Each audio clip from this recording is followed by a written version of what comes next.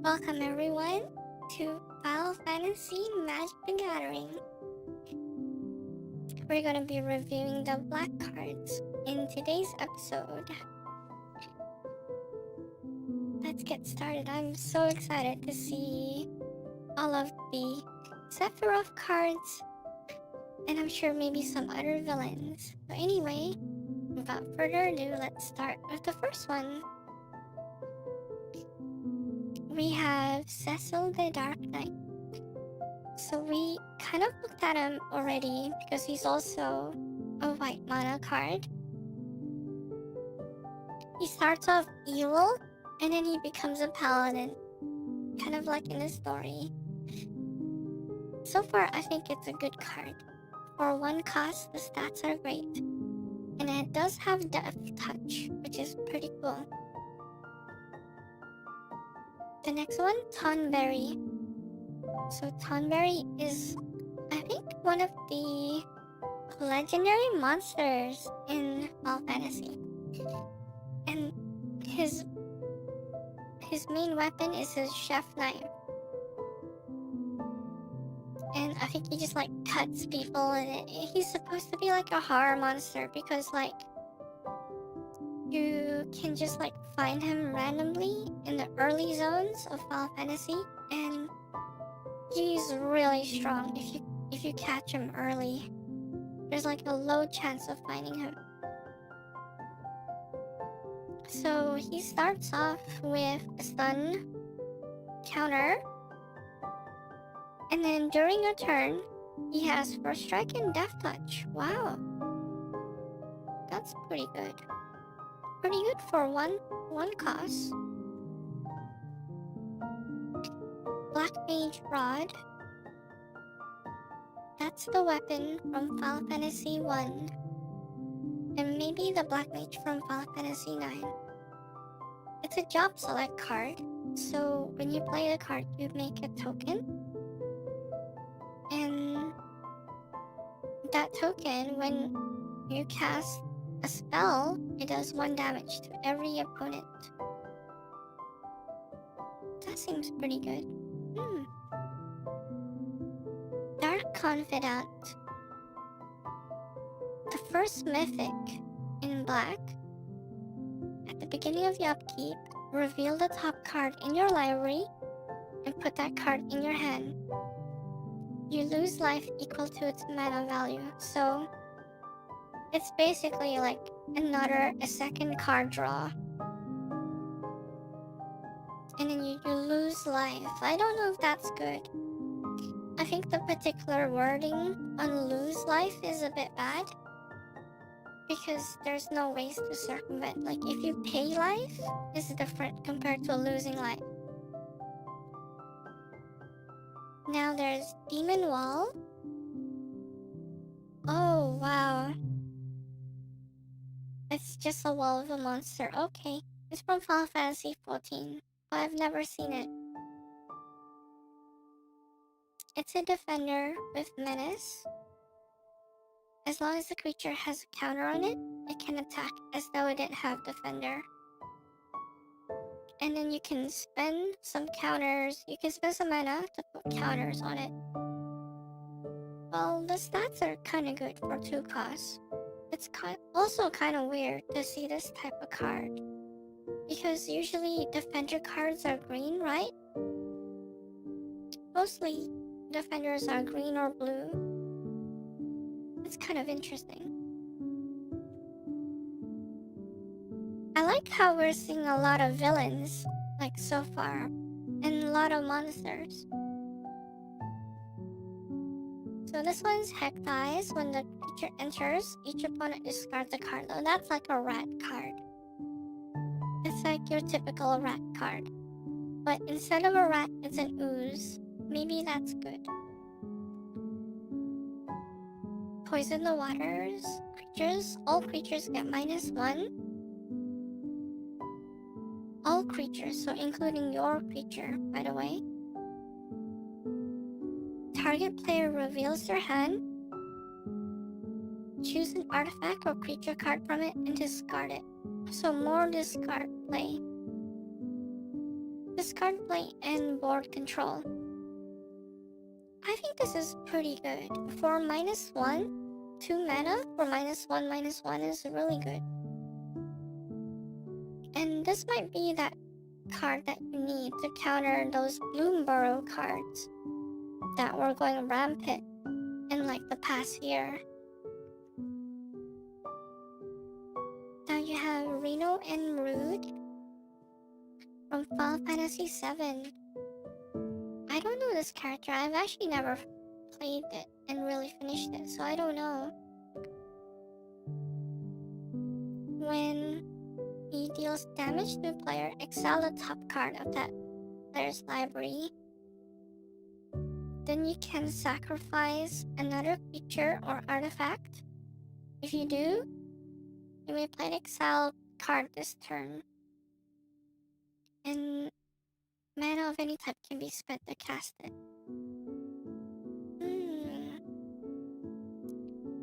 You get to steal their card. It's kind of cool. It's kind of like a rogue card, but instead it's an assassin. Good thing about it is that it also has menace, which makes it pretty easy to attack enemies early on. You'd probably want to have like 4 copies of him to really make use of his ability early on. Resentful Revelation. That looks like Sephiroth. And then he's reading something. Look at the top 3 cards of your library, put 1 into your hand and the rest in your graveyard. That's a good card. I like these type of cards because I like to play blue cards. But it's nice seeing this in a black card. Undercity Dire Rat. When the creature dies, create a treasure token. Guys, I've learned to never underestimate rat cards. They always somehow become really powerful. So watch out for that one. Vane's Treachery. Sacrifice an artifact or creature. Target creature gets -2 or -6 if it's kicked. Maybe that's good. Seems okay. I just think that compared to like Bloodthirst or something, the cost is a bit high, but who knows? Vincent Limit Break. Wow. He gets 3 different choices here. So, until the end of the turn, target creature you control gains. When this creature dies, return it to the battlefield tapped. And then you get to choose like how much power you want it to have. A 3/2, 5/2, or 7/2. That's really good. That seems pretty powerful.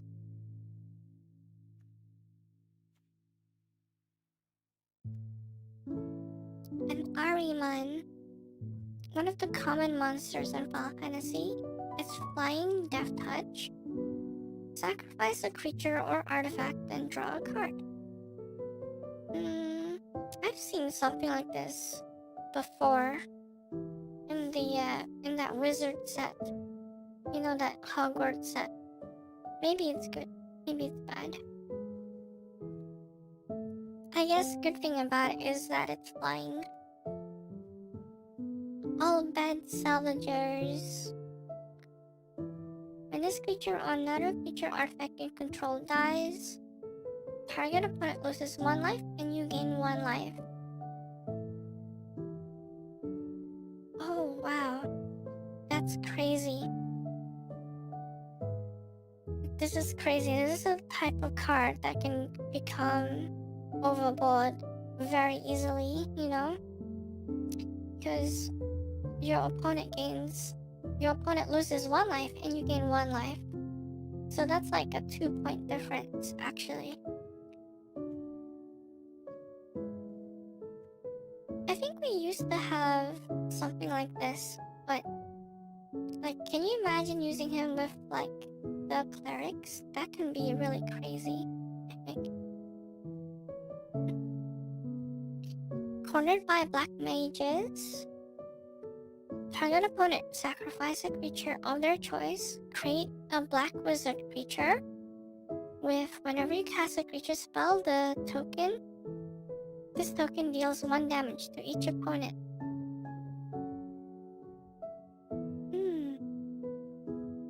That's odd. So you target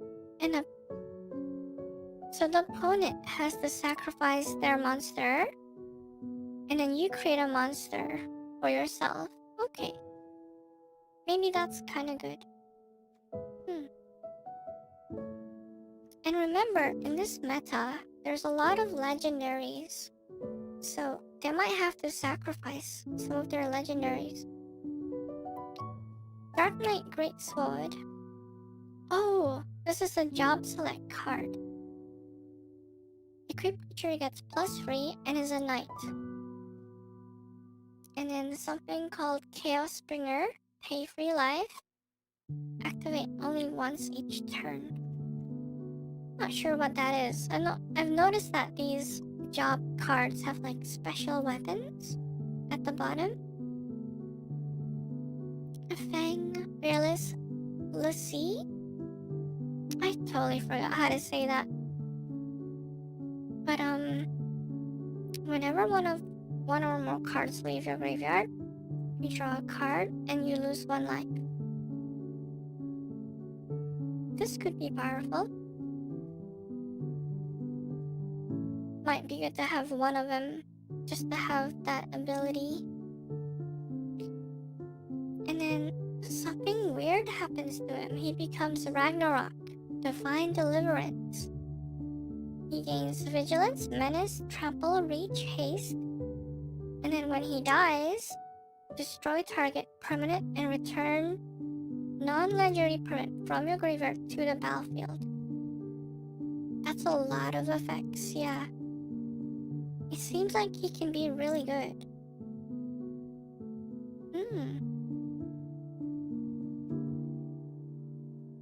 Fight on. Return up to 2 creature cards from your graveyard to your hand. Just a recycle. This might be one of those budget options when you wanna cheat a card out or something.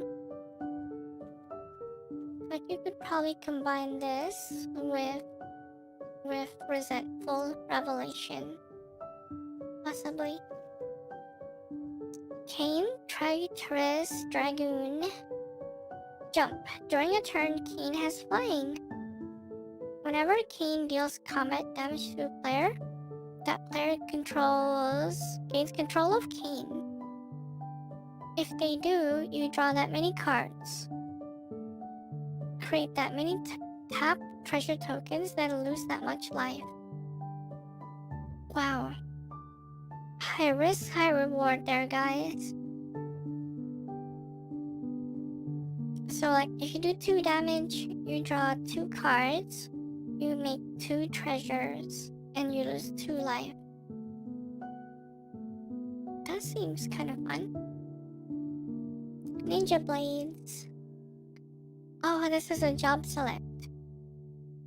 Creature gets +1/+1, is a ninja, and has whenever this creature deals combat damage to a player, draw a card, then discard a card. The player loses life equal to the discard card's mana value. Oh wow, that's kind of crazy. You could like discard a 9 cost card, and then they'll take 9 damage. That's pretty cool. Overkill.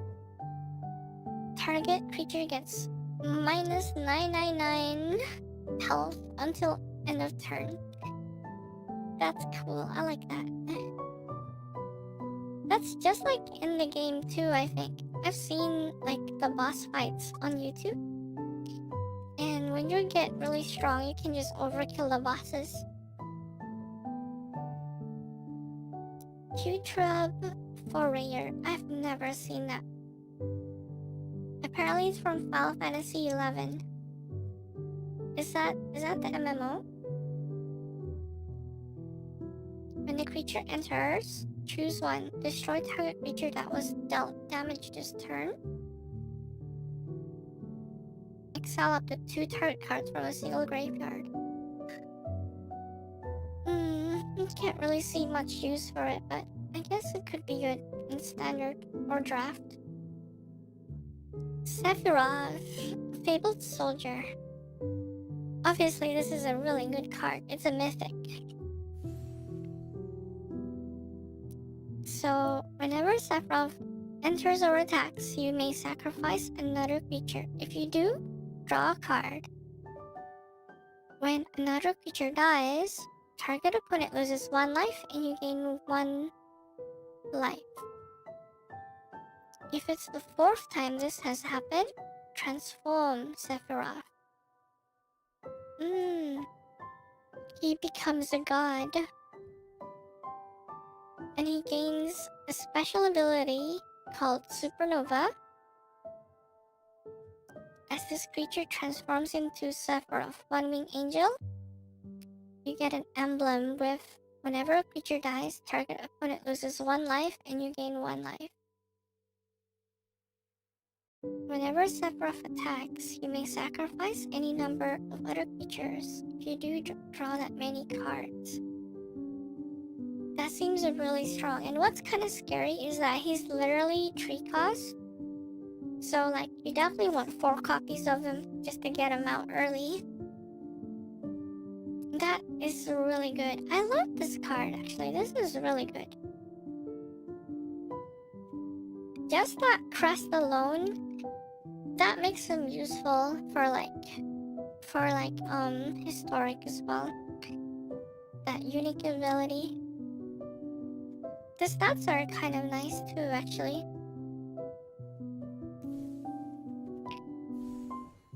A shambling. Let's see it.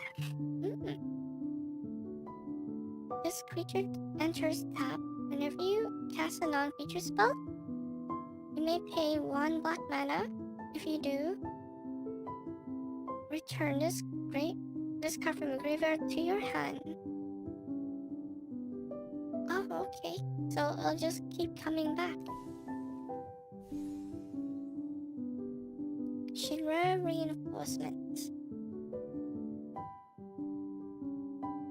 That's so silly, guys. Can you imagine having to block the Buster Sword with a silly piece of stick?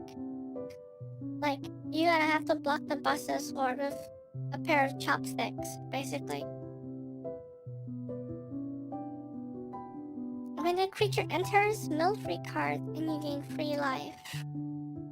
I don't know if it's good, guys, but it seems like a quick draft card, in my opinion.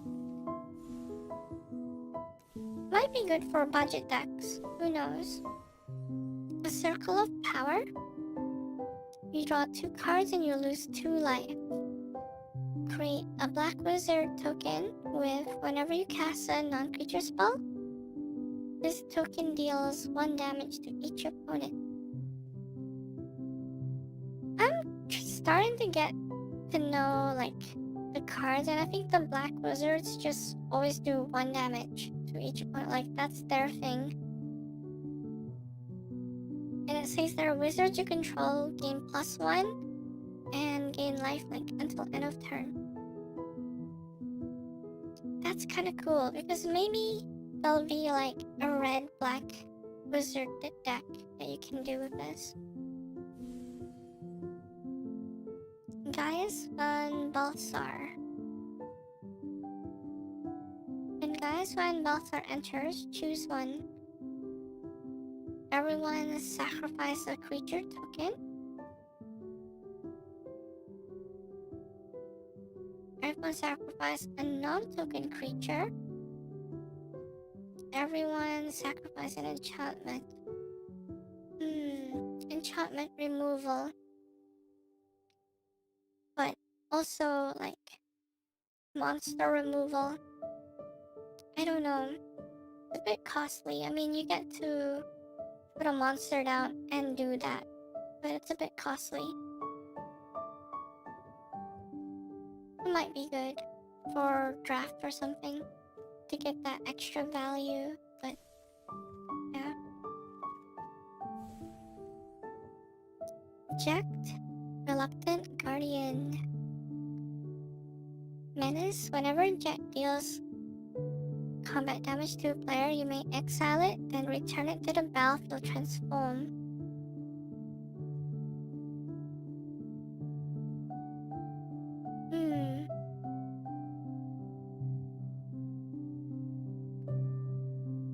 So if he does damage,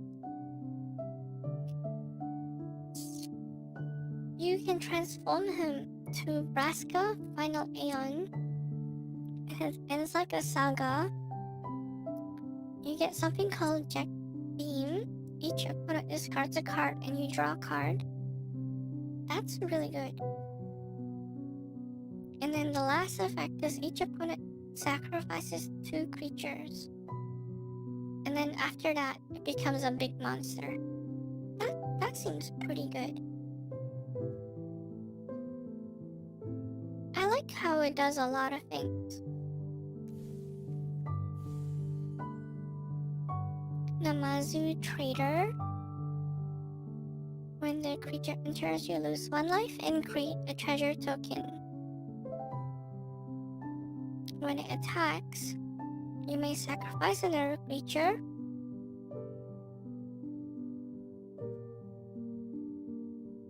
or artifact, and if you do, surveil 2. I don't think it's that great, guys. It's just too many. It's too like too costly, and it might compete with better cards. Anthem Train.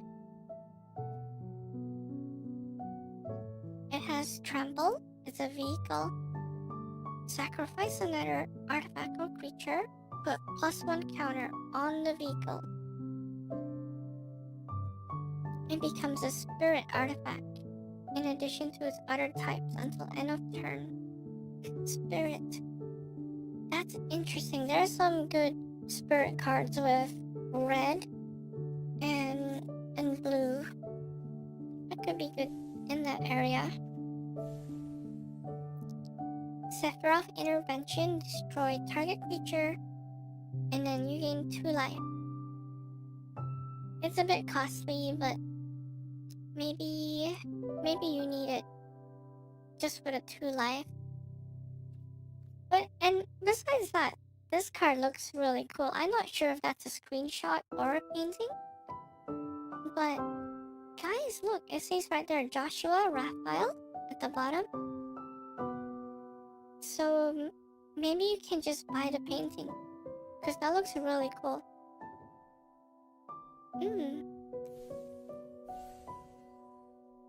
Darkness Crystal. Black spells you cast cost 1 less to cast. Oh my gosh. That's like a tongue twister. If a non-token creature an opponent controls would die, exile it and you gain 2 life. Oh, okay. That's good. That gives you lots of health and healing. And then you can spend 6 mana, put target creature card exiled with the Darkness Crystal onto the battlefield, tapped under your control with 2 additional counter.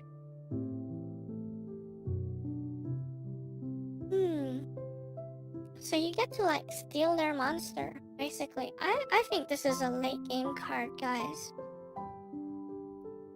To me, this seems a bit costly, but it's really powerful. The Final Days. It's a sorcery spell. Create 2 black heart tokens. If the spell was cast from a graveyard, create X number of the tokens. where X is the number of creature cards in your graveyard. And you can flashback it as well. So remember there were those mill cards? This would be perfect for those mill cards. That'd be perfect. And it seems pretty fun to play. Vincent Valentine. Whenever a creature or opponent dies, put a number of counters on Vincent equal to that creature's power. And then whenever he attacks, you may transform with Vincent. So you can become that werewolf beast. When Galleon Beast dies, return it to the battlefield tapped. So I guess it just becomes Vincent again after it dies. But when it transforms, it will retain the counters, but after it dies, because it goes back to the graveyard and then back to the battlefield, it will lose the counters. If I understand it correctly, it would be like that. I think it's okay. Maybe it's good. Might be good. Might not be. It's definitely a 2-card combo because like you play Vincent and then you have to destroy the enemy monsters. So yeah, I think it's a 2-card combo. Where were we? Ah, this one. Deadly Embrace. Destroy target creature and opponent controls, then draw a card for each creature that died this turn. For 5 costs, that's pretty good. I think that's pretty... This is like the same cost as Murder card. So I think that's pretty good. You even get extra cards. Evil Reawakened.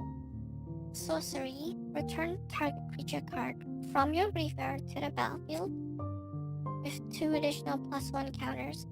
This is great for budget decks, I think. So like if you could only afford like 1 Sephiroth, you know, this is like your budget option.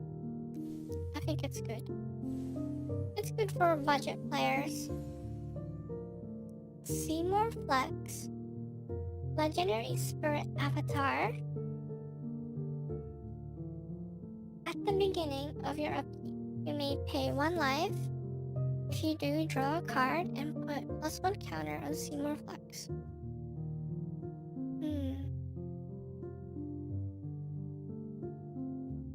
I mean, it does give you that extra card draw, but it will probably be strong in standard. But I'm not sure if it's strong enough or like timeless or something. But I mean, it's kind of nice. I think it's kind of rare to have spirits in general, so it could be good. It's a bit costly though. And another cool thing is the artist is actually Japanese, but the art doesn't look like your typical anime style. That's pretty cool.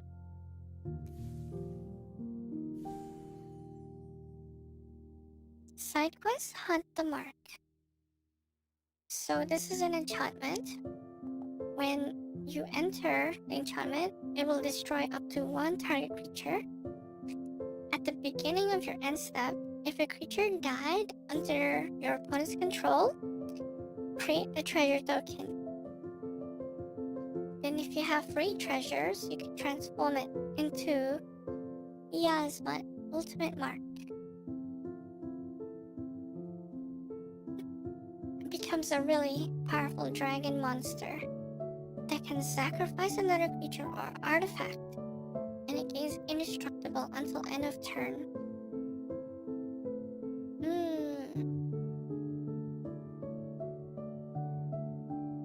A lot of things going on here.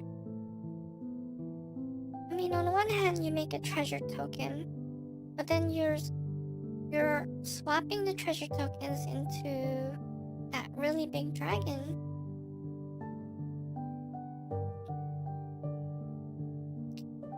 I don't know, that seems like a win more card to me, because like if you have free treasure tokens, you're kind of winning already. And free treasure tokens opens up a lot of possibilities. So it's a bit tricky.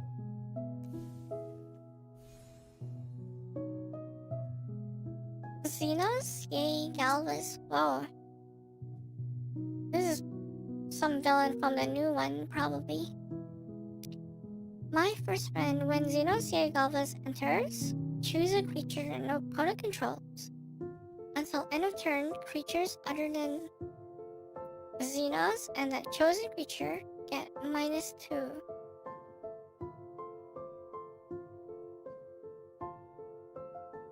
That's crazy. So that's a -2 board wipe.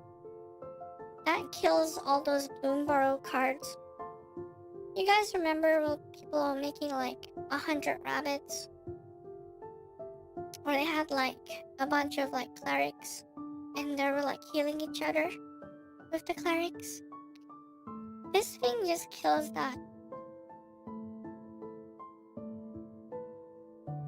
And then when the chosen creature leaves the battlefield, so either by dying or exile, he transforms and becomes the Shinryu Transcendent Rival. Flying, as this creature transforms into Shinryu, choose an opponent. When the chosen player loses the game, you win the game. Are you okay?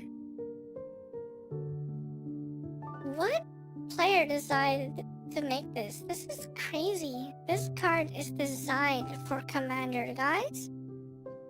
This is like the #1 Commander guy from the set, probably.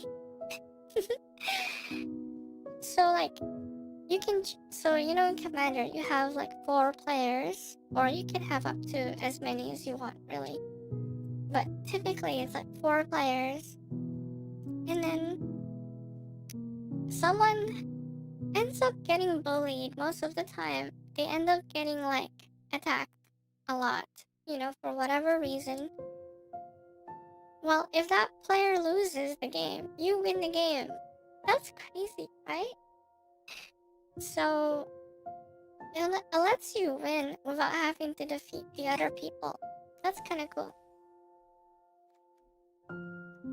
And then, you know, Magic has a lot of like custom rule sets and custom formats, and this is pretty fun. This looks like a lot of fun, guys. I don't know who he is though. If you guys know, let me know in the comments. Is he one of the big bad bosses or something like that? It forces others to fight you and defend the target player. Yes. You become like the true villain. That is so cool. I love this card. This is so much fun. You become the one that they have to defeat now, you know? That is so cool. I love that. Next card is Zodiark, the Umbral God. So he is a god, and he is indestructible. When he enters, each player sacrifices half the non-god creatures they control of their choice, rounded down. Okay. Whenever a player sacrifices another creature, put +1 counter on the Zodiark. Seems pretty good.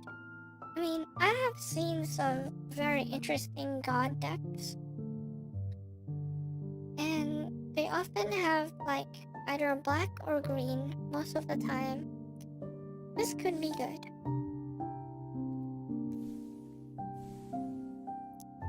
Marlboro. Oh my goodness, I remember this boss. I fought him in Final Fantasy 12. So his ability is called Bad Breath. When the creature enters, each opponent discards a card.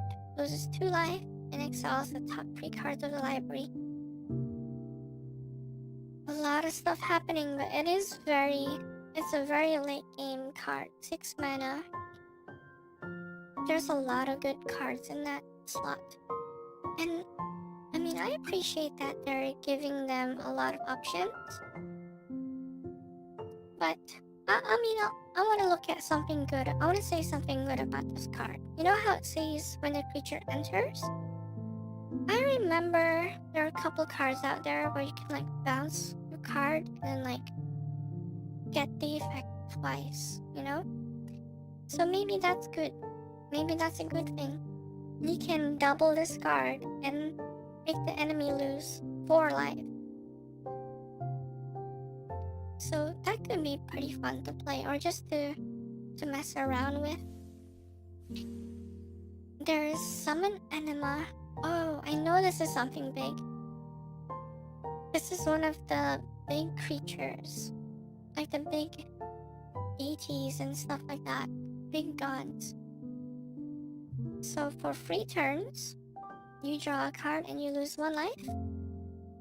And then on the 4th turn, each opponent sacrifices a creature of their choice and loses 3 life. And then he becomes a menace 4/4.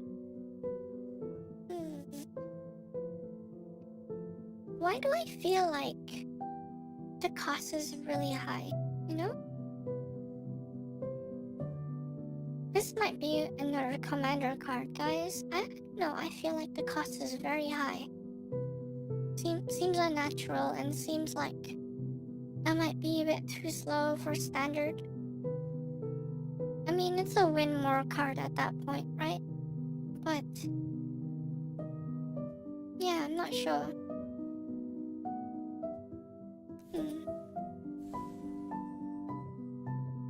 Summon Primal Odin. Wow, that card looks so cool. I kind of wish this had a full art. That looks so good. So the first turn, Gungnir, destroy target creature opponent controls. Santetsuken, this creature gains whenever the creature kills combat, that player loses the game. Oh my god, that is crazy. This is the second time I've read the player loses the game in this card set. And they're both from black cards. And then you have Hail of Sorrow, draw 2 cards, each player loses 2 life. Then he becomes a really big monster. A 5/3 knight. What is up with these like really big cards? And look at the alternate art. Look, there's this one. And this one. Oh, that looks so good. And this already looks good, but this one looks even better. I wish that was bigger though. Just, I don't know, because I mean we're playing digital, right? So I actually wish that was a lot bigger. It just, so that you could see how menacing that looks.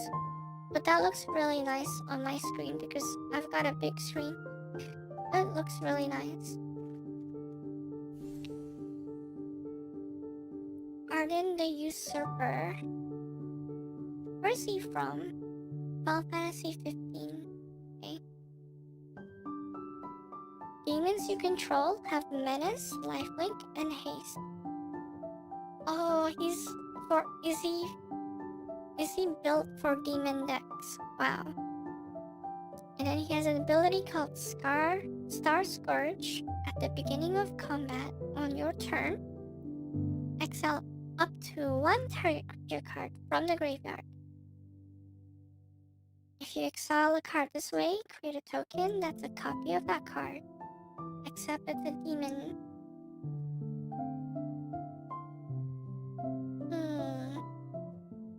You can do a lot of broken things with that. There are some cards that just shouldn't be copied, you know? Like that's gonna cause some problems. And then about his cost, I think there's ways to actually cheat this because like you could revive him, you know, or you could like reduce the cost slowly and make it cost like 5 or 4. This might be fun to play around with. Our first rare town, Midgar, city of Mako. You may sacrifice an artifact or creature. If you do, draw 2 cards. So it's like an adventure. And then it enters tapped as usual. Our first double color card in the black set. Vanille, cheerful Elsie. You know, she's from Final Fantasy 13 apparently, so that's different. The other Elsie was like Final Fantasy 8. When Vanille enters, mill 2 cards, then return a permanent from your graveyard to your hand. At the beginning of your main phase, if you both own and control Vanille and a creature named Fang, you may pay 3 mana, 1 black and 1 green. If you do, exile them and meld them into Ragnarok. I think in the story, like, I'm not sure. Are they the ones that are married? I can't remember. I can't remember if it was Fang or Snow, the one that she's married to. I totally forgot. So anyway, it turns to Ragnarok, and he's got Vigilance, Menace, Trample, Reach, Haste. And then when he dies, destroy target permanent and return non-legendary permanent card from your graveyard to the battlefield. That's a lot of effects, and it's very costly. But you know how it goes with green. They just have so much mana. It's probably easy for them to summon it. Judge Magister Gamrat. Okay, we saw him before. I like the judge cards. I think they're cool. But that's kind of because I like Final Fantasy 12. I like the world of Ivalice. And yeah, I think it's a cool card.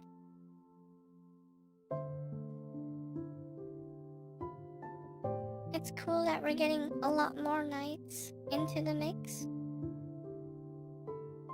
And also, whenever something dies, he just gets a counter, so it's kind of nice. This seems pretty good. Rufus Shinra. Okay, we saw this. He just summons like a pet, a dog. So far, I haven't seen a lot of dog cards, to be honest. There's been a lot more cat cards. There was even a rat card at some point.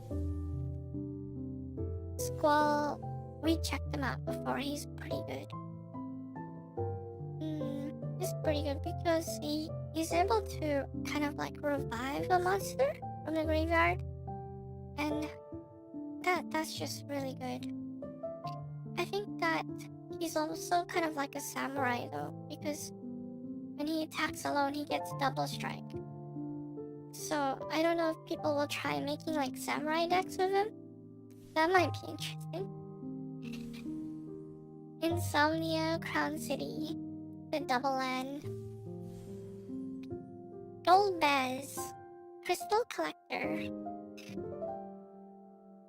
Whenever an artifact you control enters a Vel 1. So he is 2 costs. Right, he's a human wizard. He's 1 blue, 1 black.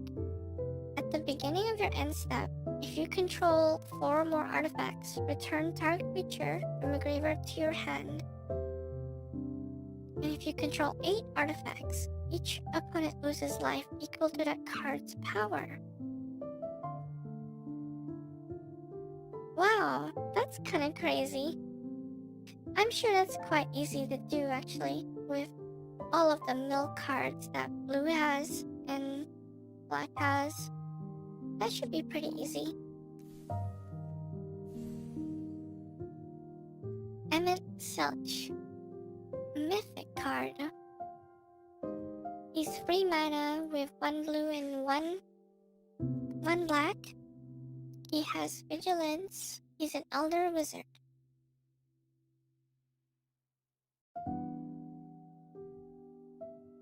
When he enters or attacks, draw a card, then discard a card. At the beginning of your upkeep, if there are 14 or more cards in your graveyard, you may transform him into Hades, Sorcerer of Eld. And then he becomes a 6/6, and he gets an ability called Echo of the Lost. During your turn, you may play cards from your graveyard. Wow, that's amazing. If a card or token would be put into your graveyard from anywhere, exile it instead. You guys might recall a couple expansions ago, there was like a merfolk that was like, if you have a card in your graveyard, summon the Kraken or something. This feels really, really familiar, really similar. Like, this is like probably the same thing. This is really good. And it's also the same color, I think, as that merfolk. I would definitely make a merfolk deck with this card just to see how it goes. That ability, that ability that lets you play cards in your graveyard, like, that's so nice. That means you can play lands, play monsters, anything. That's really fun to do. Lock Cole. I don't know this character. I've never played Final Fantasy VI.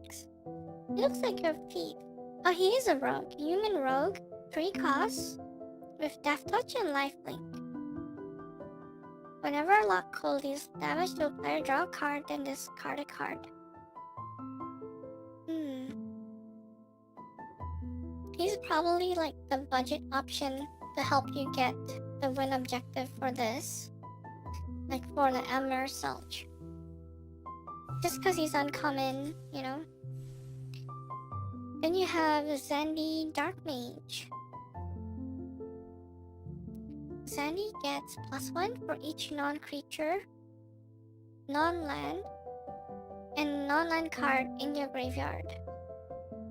For each non-creature, non-land card, so like spells, enchantments, that type of thing. I don't know, maybe it's good.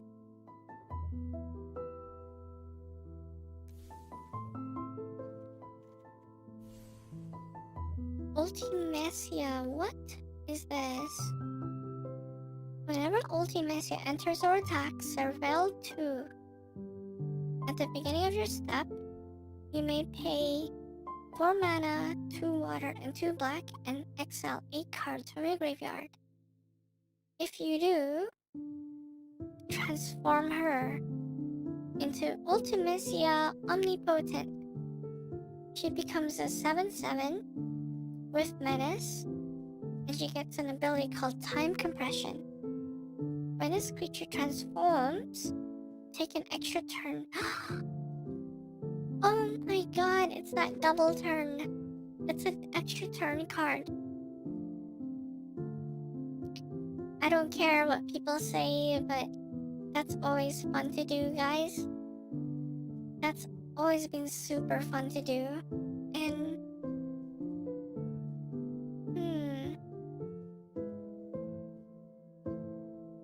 I don't know, maybe it is doable with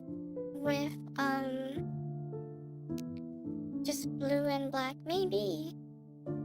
It looks really costly, for sure. That'll be fun to play, definitely. And I like that it's silver. It's uncommon, you know? That's what I mean by silver. Like, it's just easy to build and try out. Oftentimes, these type of cards are mythics, and then you're kind of left wondering, like, if you should craft it or not, you know, or just watch a YouTube video on it. But that's not the same, right? It's more fun to play the game and actually do the thing. Next we have Sephiroth Planet Air. Wow, this has gotta be like the 5th Sephiroth card we've seen. What I like about this card is like the hair seems to be really flowy and really pretty. And it's done in a painting style by that one artist at the bottom there. So anyway, when he enters, creatures your opponent control get -2 until end of turn. That's gonna kill everything. You know, that's gonna kill all those bunnies. All those bunny cards from Bloomburrow and stuff, they're gone. And then he gets +1 when something dies. We get Treno the Dark City. Oh, black-red card here. Garland, Knight of Cornelia. From the first Final Fantasy, the first game. I think he's actually the first boss. Whenever you cast non-creature spell, surveil 1. And then you can spend like 7 mana, you know, to return him from the graveyard to the battlefield transform. And then he becomes like a demon. Chaos Endless. When Chaos dies, put it on the bottom of its owner library. Well, that's no good. Like, why would you want that? That doesn't seem really good. Is there some sort of trick to it?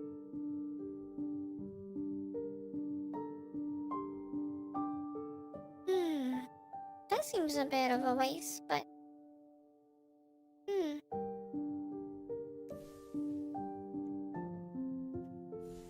And the next one, Black Waltz, number 3.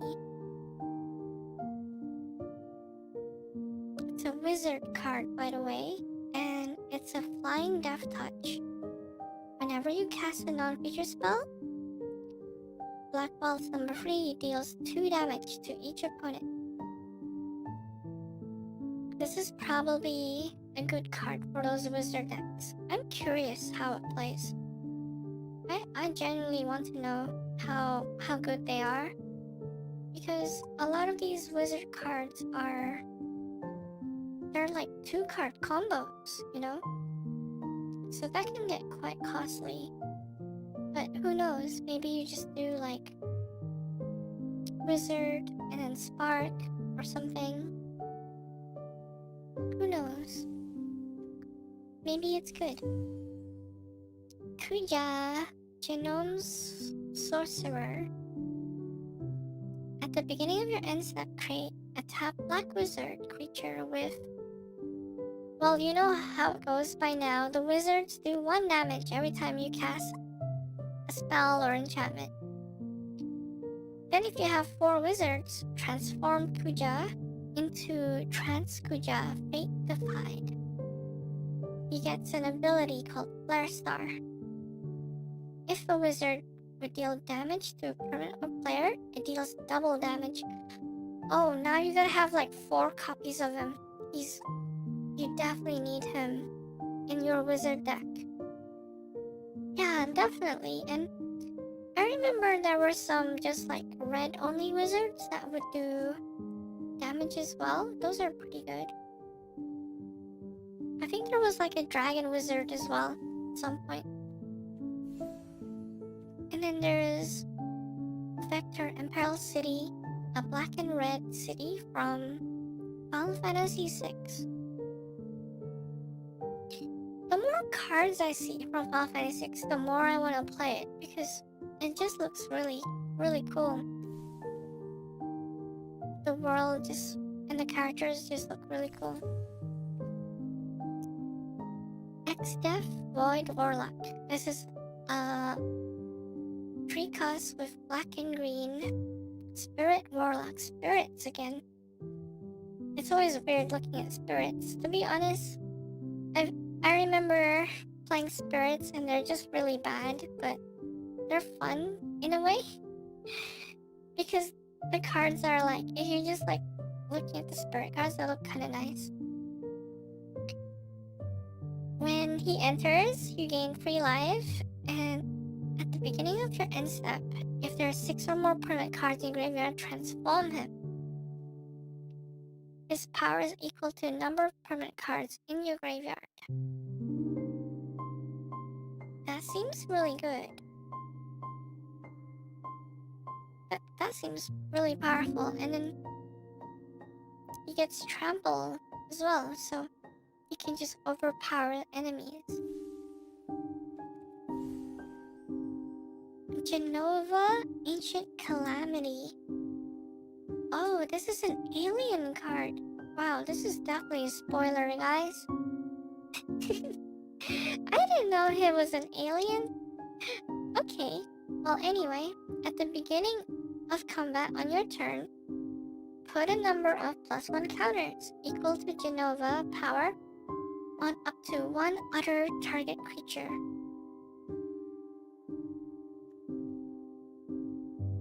Wait a second.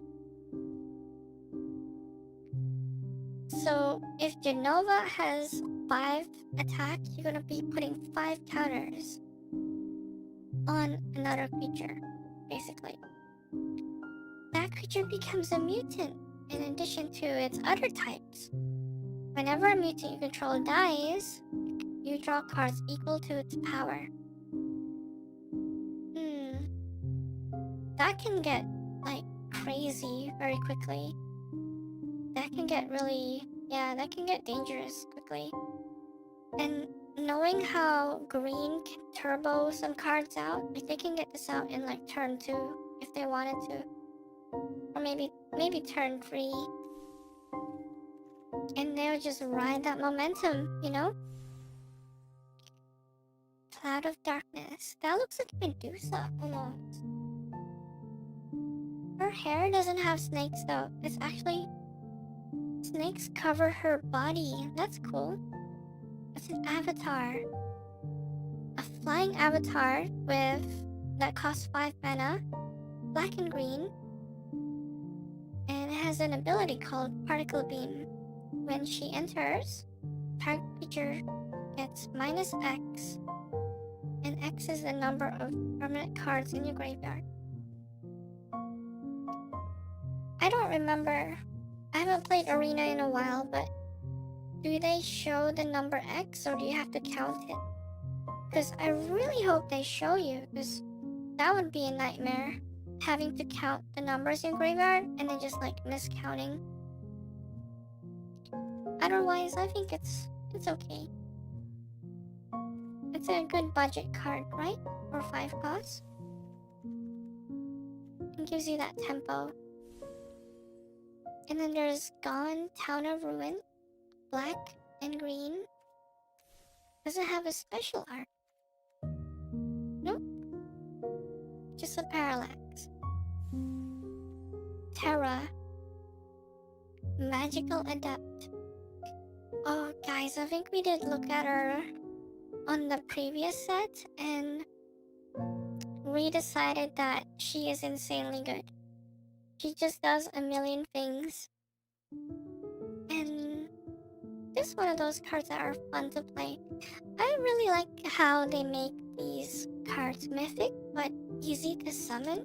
They only cost 3 mana, so everyone gets a chance to play with them. You know, like it's easy to just play them and just fit them into a lot of decks for fun. Definitely. I mean, for a lot of casual players, this type of card is perfect, in my opinion. And it also has that complexity for advanced players to do crazy things too. Next you have the Wandering Minstrel. I don't know why this is counted as a black card. I think it's because of this elemental that's technically all colors, but Yeah, it's green and blue. I'm just gonna say he looks like Robin with his glasses or his mask. Next we have Noctis. Now he's one of the main protagonists in the Final Fantasy games. His cost is 4. He's actually triple color. He's white, blue, and red.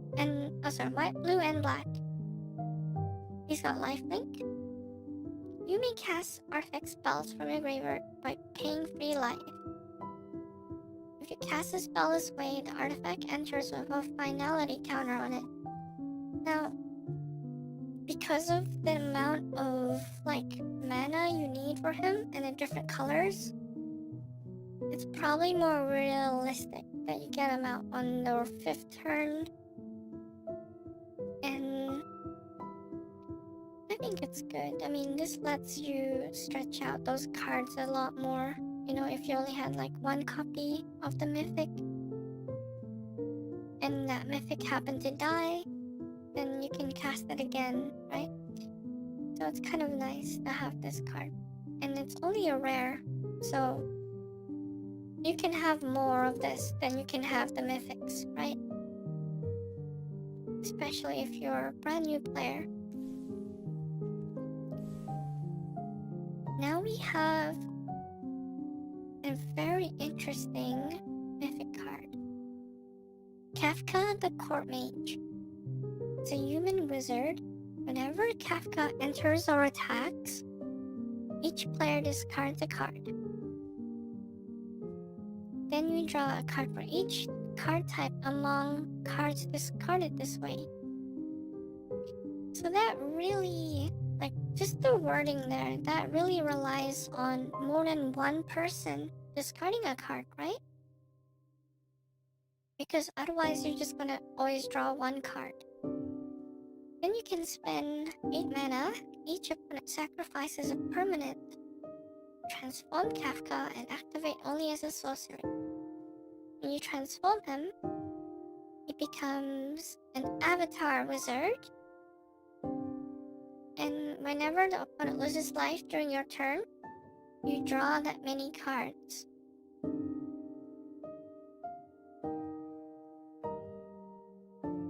Whenever an opponent loses life during your turn...